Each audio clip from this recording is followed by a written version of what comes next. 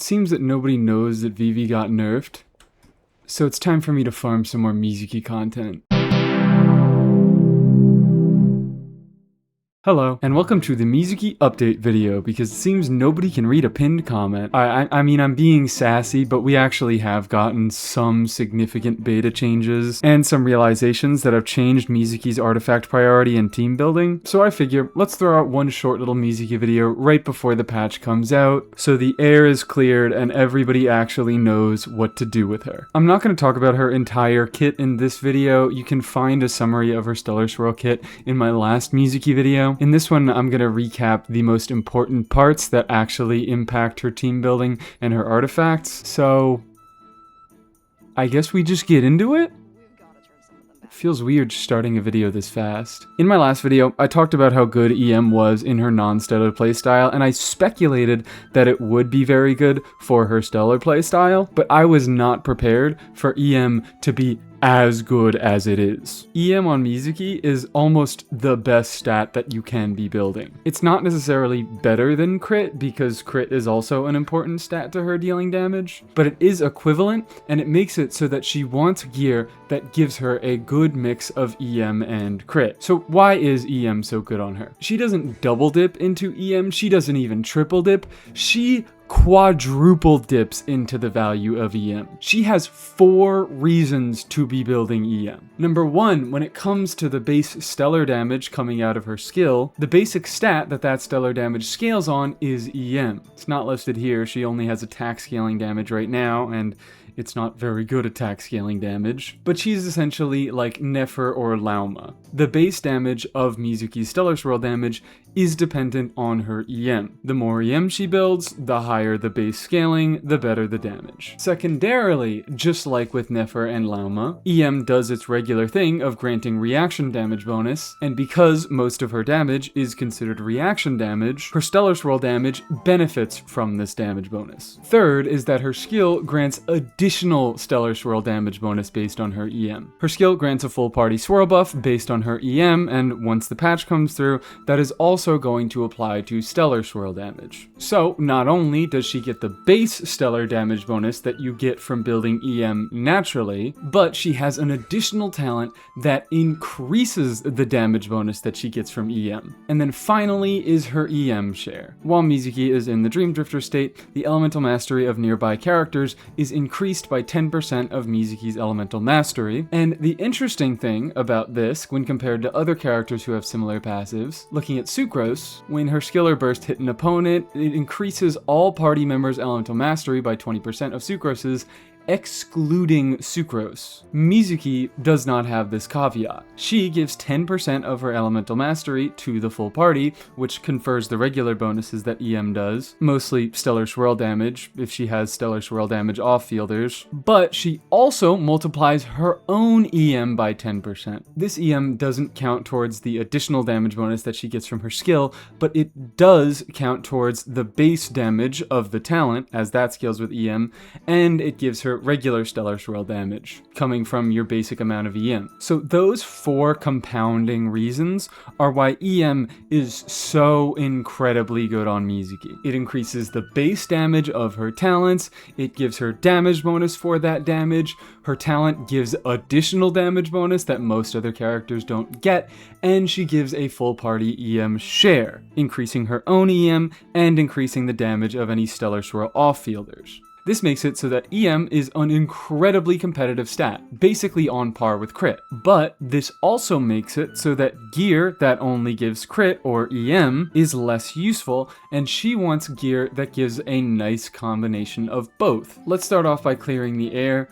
No, Mizuki does not use VV anymore. The set got nerfed. It went from 60% Stellar Swirl damage bonus to 20% Stellar Swirl damage bonus, but honestly, I feel like we were all expecting that was going to happen, so it's not a big surprise, and even though the Red Shred can be useful, Mizuki doesn't do any cryo damage herself. Her Stellar Swirl damage is all Anemo damage. She does have significant cryo damage coming from the rest of her team, so even though VV is not the worst offensive set ever, it's not particularly good, but it's not awful, and it does have some buffing value. Mizuki herself doesn't end up running it because her 2 best teammates are also Anemo. We'll get into it a little bit more later, but Faron and Sucrose are both incredible options for Mizuki, and their status as Anemo units makes them able to equip VV and provide the offensive value to the cryo units in your teams. So in general, there are a lot of Mizuki teams that want VV in them, but Mizuki is not going to be the one equipping it. In fact, even the Stellar Swirl set isn't particularly good for her. The 2-piece gives attack, which is not a useful stat for her at all, and the 4-piece gives some crit rate as well as some Stellar Swirl damage bonus. Now, as I talked about, Mizuki gets to quadruple dip in what EM does. It is what her talent damage scales on at a baseline, it gives her damage bonus, because her talent damage is considered reaction damage, she has a talent that grants additional damage bonus, and she has an EM share. But because EM is so valuable on her, and she has a passive that gives her more damage bonus than you would normally get from EM, she becomes extremely saturated on damage bonus. She already gets so much innately from building a load of EM and having a talent that buffs it further that she doesn't really need a set that gives her more damage bonus. So the Stellar Swirl set, having a useless 2-piece and a 4-piece that is fine but not particularly great, makes it fall behind a lot of other options that just give her a fat load of EM. And for that, you basically have two different options. The technically optimal option is going Gilded Dreams. The 2-piece gives 80 EM, and the one thing we know about Mizuki is that she loved that EM, and the 4-piece gives additional buffs based on the elemental types of your party. I mentioned that two of Mizuki's best supports are both Anemo units in Faron and Sucrose, and that makes it so that Gilded Dreams, which gives 14% attack for party members of the same element and 50 EM for party members of different elements, most of your team comps are going to be of 2 Anemo units and 2 Cryo units, meaning she gets 100 EM from this. Now, why I say that this is technically her best in slot is because unless you have an absolutely cracked set of Gilded, this isn't actually going to play out in practice. Because if we meander on over and look at 2-piece EM sets give you 80 EM, so if you combine 2 of these sets, you get a total of 160 EM, only 20 less than Gilded gives you in most of Mizuki's teams. So while Gilded does technically give you the best set bonus, 2-piece EM options give you incredibly similar amounts of stats, unless you've been farming the absolute hell out of Gilded.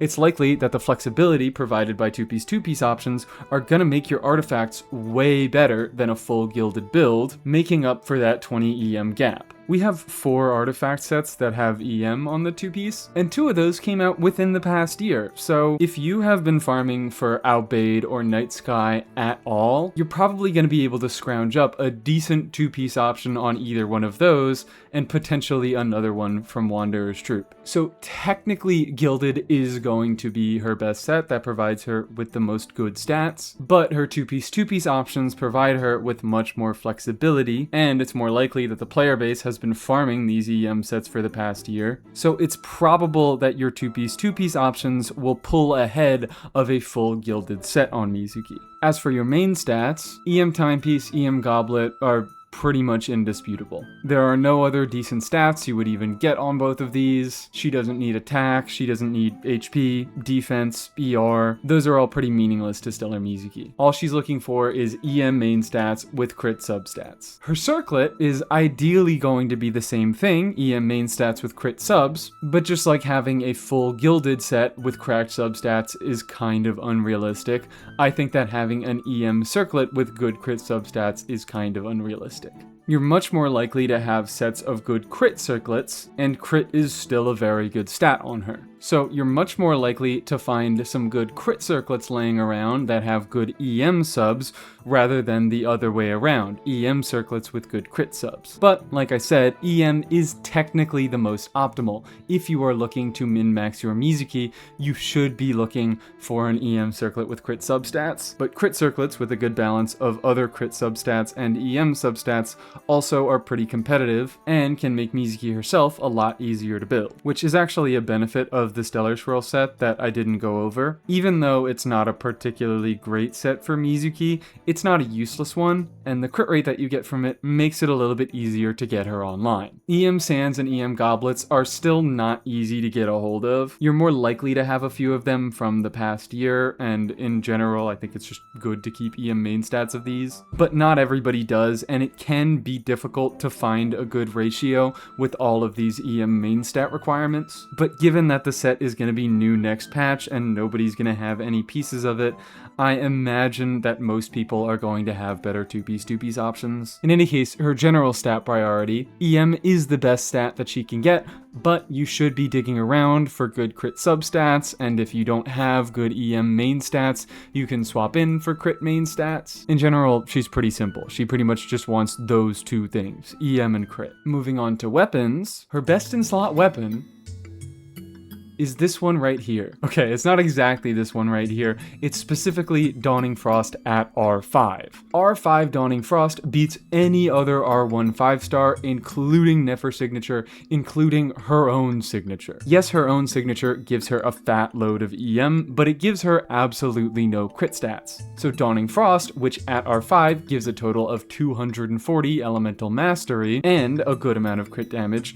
pulls ever so slightly ahead. Granted, most people probably don't have a Dawning Frost. It's a gacha weapon. It's not incredibly common to have. But even an R1 is an incredibly good option for her, especially if you don't have her 5-star options in Nefer Sig and her own Sig. And funnily enough, this kind of goes back to what I mentioned about Mizuki's charge attack being incredibly fast. Dawning Frost requires you to hit with both a charge attack and a skill to get an EM buff. Her skill is very, very easy. She naturally hits with her skill throughout her rotation. The charge attack you do have to force in, but like I mentioned in my last video, her charge attack is really fast, and the buff lasts for 10 seconds, which is the same duration as her Dream Drifter state. So she gets to access this buff pretty easily, and she gets nearly full uptime on it. We can just do a little demonstration of a charge attack into her skill.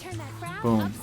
And you can see it really doesn't add that much time at all into the rotation. So, Dawning Frost, incredible weapon option on her, and it becomes her best in slot at R5. As for other weapon options, Sec Jade is pretty solid. It also gives crit in its substat, and it has a low base attack, so it gives even more crit. Mizuki can end up being a little bit crit starved if you're going 2-piece, and if you have an EM circlet. So Sac Jade giving as much crit rate as it does is a pretty nice thing. And additionally, it does give some EM in its passive, but it's only 40 at R1 and 80 at R5. It lasts for 10 seconds when she's on field. As we mentioned, she has a 10-second field time, so you pretty much get full uptime on it. And it is a pretty small buff, but the crit rate is high enough that it makes up for it and makes Sac Jade a decent option. If you don't have one at all, or you only have one refinement, I wouldn't recommend getting more refinements for Mizuki herself. The impact that they have are pretty minimal, but it can be a decent option that patches up her crit. Widsith is a kind of annoying option, but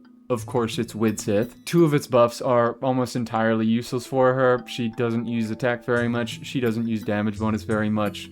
EM is obviously the winner here, and it does give her a fat lot of EM in that passive. So if you're willing to reset Scum and try to get the EM buff over and over again, Widsith can be an extremely competitive option on her. Or if you're at high levels of investment and you're trying to do speedrun stuff and you can clear stuff in one rotation, Widsith, as usual, really punches above its weight class. Its main issue is its downtime. Its effect can only activate once every 30 seconds. Mizuki tends to rotate in 15 to 20 second rotations, so that means she gets this buff every other rotation. Between the randomness and the bad uptime, it can be a little bit suspicious, but it's accessible, and it can be a very good option at higher levels of investment. Weapons that give a bunch of EM are fine. Sac Frags, of course, gives a bunch of EM in its substat. A lot of people reasonably called me out in my last video for not mentioning the energy benefits of Sac Frags. Going from 4 particles to 8 particles in a rotation makes it much more feasible for Mizuki to get her burst solo animo. Granted, her burst is extremely unimportant to her stellar playstyle. It's much more impactful to her regular non-stellar playstyle, which is still decent. I'm still going to be playing it myself. And while the energy that you get from the passive isn't useful to Stellar Mizuki, that doesn't mean that the skill reset isn't useful. We're going to go into Mizuki's teammates in more detail in a second, but for now, I just need to mention a few of them and a few of the issues that they have. Faron, Sucrose, and Diona are all very good options for Mizuki that all have 20-second burst cooldowns. Both Farzan and Diona are entirely reliant on their bursts to get their buffs out. Sucrose, it's a little less important. You don't really need to be bursting every rotation on her. You can get away with just skilling, but burst can be useful on her. It extends the duration of her EM buff because her EM buff, it lasts for 8 seconds and refreshes anytime her skill or burst hits. Her burst has off-field damage, so it keeps that 8-second buff active for longer. Still not incredibly important, but it can be nice to have. In any case, these two, with their higher burst costs and their longer burst cooldowns, do gate your rotations a little bit, and you sometimes end up with extra field time that you need to waste maybe doing some Farzan charge shots because you got nothing better to do. But sack frags can help fix that problem. Sack frags, resetting the cooldown of her skill, can allow Mizuki to on-field a little bit longer, and on-fielding Mizuki, as she's dealing the majority of the damage in the team, is much better than on-fielding either Diona or Farzan a little bit longer to kill that time. So just to give an example of what I'm talking about, obviously you normally wouldn't use Pyro Traveler here. He's a stand-in for Cryo Traveler. I'm just using him for the purpose of having similar animation times so we can get a sense for the rotation. You can see that as my rotations go on, Farzan and Diona's long burst cooldowns cause me to desync a little bit, and I end up having to wait around, spending valuable field time on either Farzan or Diona, waiting for their bursts to come off cooldown.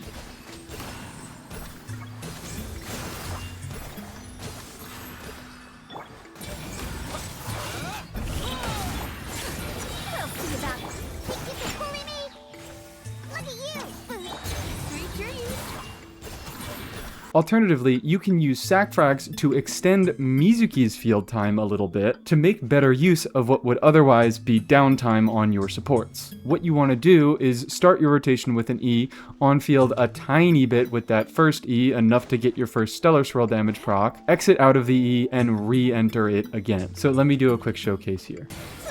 We do a regular setup, and then we enter her skill, exit it, and go right back in.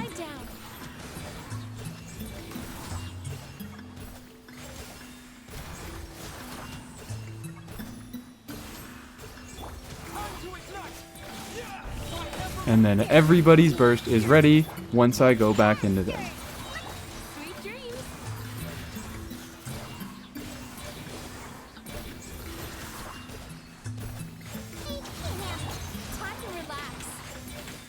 Oh god. Alright, you need to make sure that you get the skill reset because I just canceled out of it before I got it there.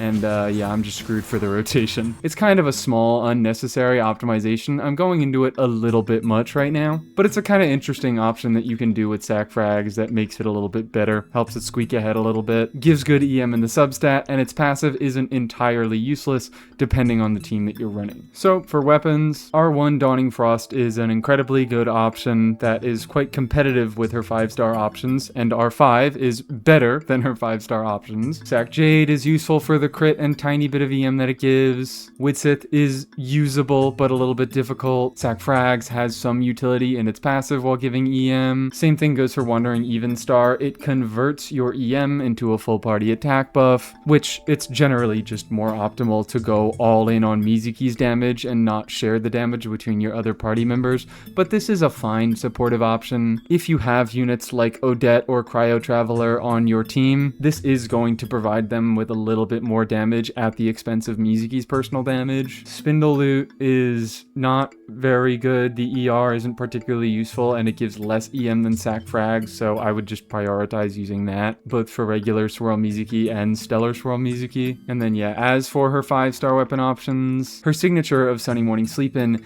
is best if you don't have an R5 Dawning Frost. They're within single-digit percentages of each other. It's not that big of a deal. An R1 Dawning Frost is a little bit worse. An R5 Dawning Frost Frost is a little bit better. Other weapons that give a fat load of EM are fine. Same with weapons that give a fat load of crit. Really the only other notable option is of course Nefersig, which gives a fat load of crit and a tiny bit of EM. It is pretty close to her own signature as well, and just like her own signature, it's a little bit better than Dawning Frost at R1, and it's a little bit worse than Dawning Frost at R5.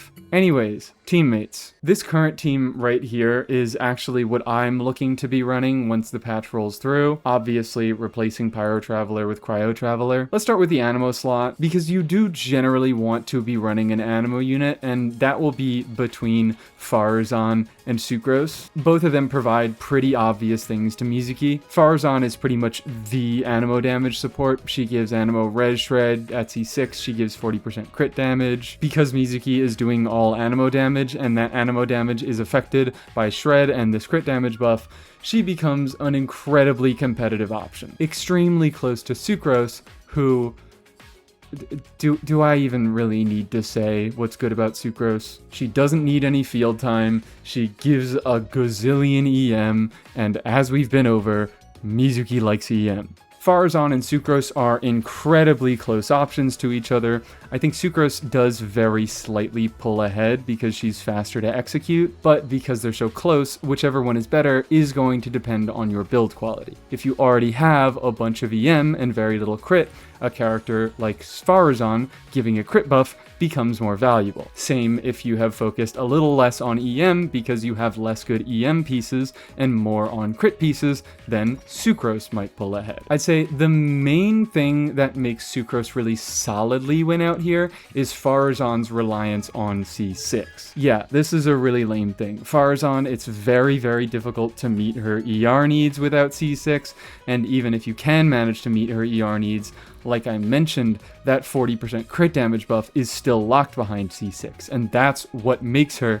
so competitive with Sucrose. So if you don't have this, Farazan becomes a much worse option. Although Farazan also has a small benefit over Sucrose in that she is a lot more niche. Yes, Sucrose is a fantastic unit, and she's very good in Mizuki teams, and she doesn't need very much investment to be good in Mizuki teams, but that's also true of, like, half of the other current meta teams in the game. Sucrose is just a really good unit, and she is heavily desired in a lot of different teams. So even though Sucrose can be a little bit better and is much easier to get online, Farazan, if you have the pieces to make her work, is really nice for the purposes of freeing up Sucrose to be used on a different team. Although still, she has that weakness of C6. So if you're trying to free up Sucrose for another team that wants her more, and you don't have a C6 Farazan, I might still not recommend using her. You can try and at least have her built for when you do eventually get her C6. In that case, I would say your other Anemo unit should just be a unit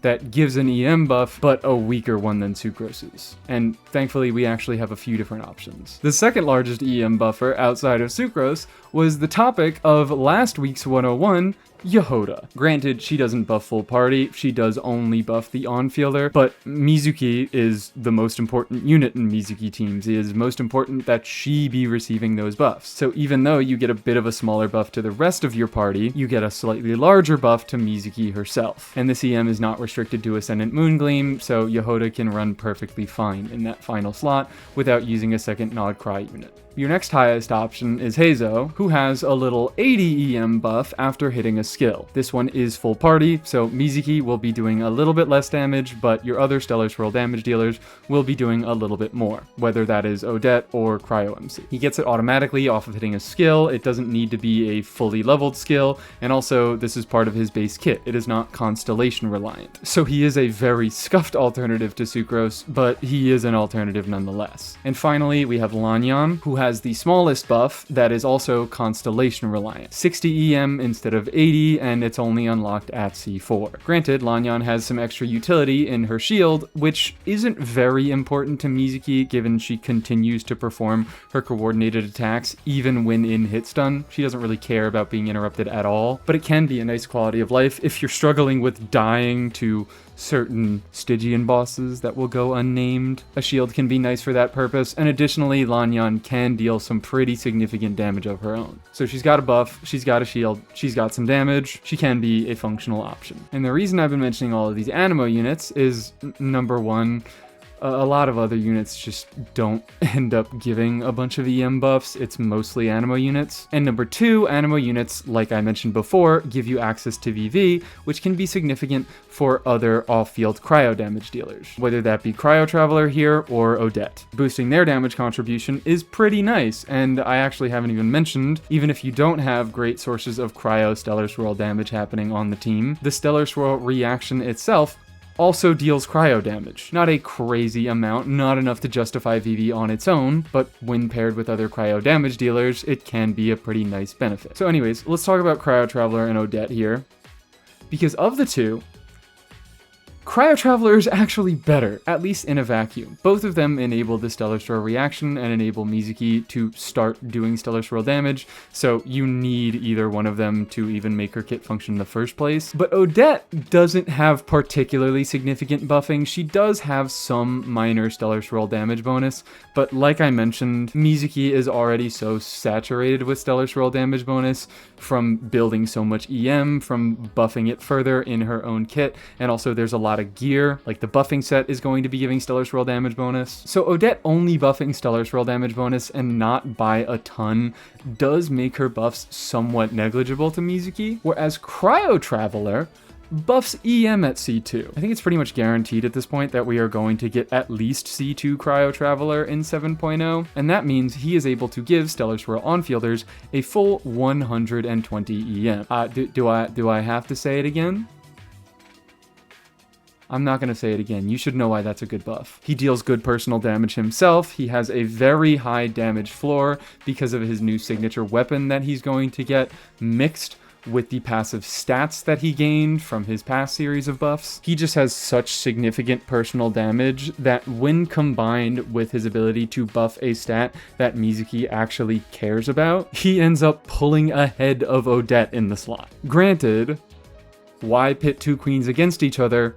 You can just run them both. A lot of Stellar Swirl Mizuki's best calking teams do just run both, but I wanted to make it clear that to people who don't have plans for pulling Odette, Cryo Traveler isn't just a decent free-to-play option, he's better. If you want a few more details, you can check out my Cryo Traveler video that I posted a little bit ago, but he has significant damage and significant buffs coming out. So let's talk about the last slot. Of course, like I mentioned, Odette is often the one put here, but I actually have Diona, and Diona kind of comically performs really close to Odette. She also has the same problem as Faron, where she is heavily C6 reliant. All of her stellar buffs are in her C6. That is where her EM buff comes in, and once Stellar Swirl comes out, she is also going to give a 40% damage bonus buff to Stellar Swirl. Again, sort of unimpactful because of how much Mizuki saturates Stellar Swirl damage bonus.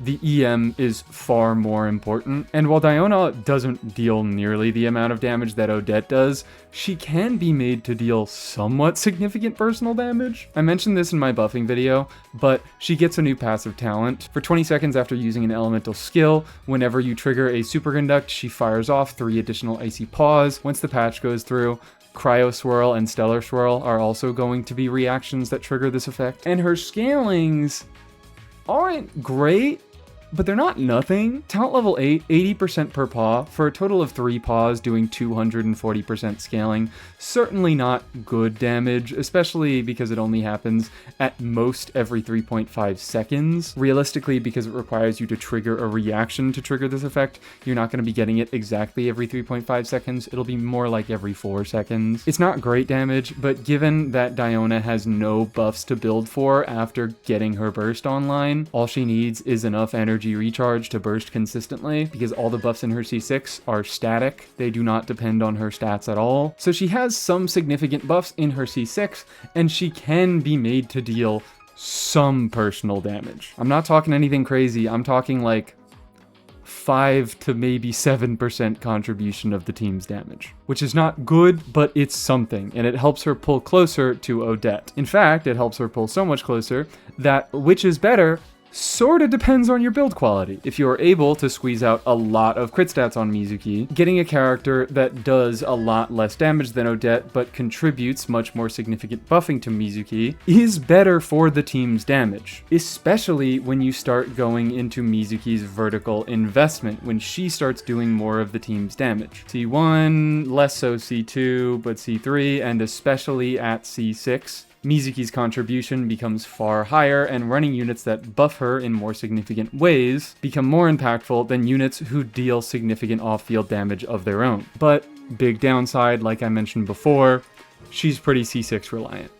She doesn't get any sort of significant buffs without C6. Granted, she was just on Sandrone banner, she's about to be free again from a limited event, and she might get a few reruns on some Shizhnaya banners, so it might be a little bit more realistic to get Diona to C6 than Farazan, who is probably going to be running a lot less often, but it's also possible that Farazan might be on some upcoming banners, for example, Vesna, assuming she is an on-field attack scaling Animo DPS, because the new set gives attack percent in the 2-piece. EM will be a lot less valuable to Vesna than it is to Mizuki, so an option like Sucrose that gives a bunch of EM will also be a lot less valuable, and Farazan will likely pull ahead. Vesna might end up getting a premium supportive option, but Farazan should at least be a good lower investment option, and she might show up on that banner. Additionally, for a Venti rerun, Farazan could show up. Depending on who he reruns with, you might be able to pick up some Farazans. These two units both have the downside of being somewhat C6 reliant, but they also both have the potential to rerun a little bit in the future. As for other buffed units, let's bring up Chi-Chi first. Chi-Chi is fine. She's essentially like a little bit of a worse Diona, but she becomes a little bit more comfortable, and also she's not reliant on having a C6 4-star. You only need one Chi-Chi for her to be alright. Just like Diona, she's getting the ability to buff Stellar Swirl in the upcoming patch. Same as Stellar Conduct, she's giving a 50% damage bonus to Stellar Swirl reactions. Mizuki gets pretty heavily saturated on Stellar Swirl damage bonus, so she heavily prefers EM. I mean, I guess if you got it, you could do a little Kiki. Additionally, her C6 is also getting the ability to buff Stellar Swirl damage. The only part of her kit that is not getting Stellar Swirl compatibility is her burst. It will still only be able to do Stellar Conduct damage. I think the main thing she has over Diona is her lack of energy needs and her lack of requiring specific constellations. A C0 Chi-Chi is going to work perfectly fine in the role. Comfortable, not a particular standout. Beidou isn't getting any Stellar Swirl compatibility, so we can just skip over her. And while Yaimiko also isn't getting any Stellar Swirl compatibility, we can take a moment to talk about her. She still is an incredibly strong damage dealer as long as you have a unit that enables Stellar Conduct. Her raw damage alone makes her a competitive last slot in these teams. Additionally, she gets to benefit a little bit from Mizuki's full party EM share, but this comes with a caveat. Same with any other Electro unit. I actually got it wrong how the Stellar reactions work with each other in my Traveler video. I said that whichever state you take depends on the last reaction triggered, but that's not true. In a team that triggers Stellar Swirl and Stellar Conduct, as long as you are standing in the field that Stellar Conduct triggers, Stellar Conduct will always take precedence. So that means that a character like Cryo Traveler, who has a supportive off-field Stellar Swirl kit, but a DPS on-field Stellar Conduct kit, if you trigger Stellar Conduct at all with a unit like Yaimiko or Alyosha, you go into Stellar Conduct, and Traveler loses the ability to be a decent off-fielder. Then at that point, if you're running a second Animo unit, you have no off-field cryo application, and you can't consistently trigger Stellar Swirls. That means you basically need Odette to be running a compelling Electro unit in the last slot, but even so, things can get a little bit rough. Either Yai or Alyosha applying their own Electro and removing the Cryo Aura is going to cause issues with Mizuki getting the swirls that she wants to get, and just like I said before, she loses damage from the reaction, she can potentially lose some uptime on the Stellar Swirl reaction and lose damage in her regular rotations. You probably would want to be running another Cryo unit in the last slot instead of an Electro unit so you can consistently get both your Stellar Swirls and your Stellar Conducts, someone like Diona or Chi-Chi, but then of course you lose out on the Res Shred that could be going to Electro or Cryo. You lose out on the buffs that a unit like Sucrose or Farazan could give. You can run an Electro unit in your last slot,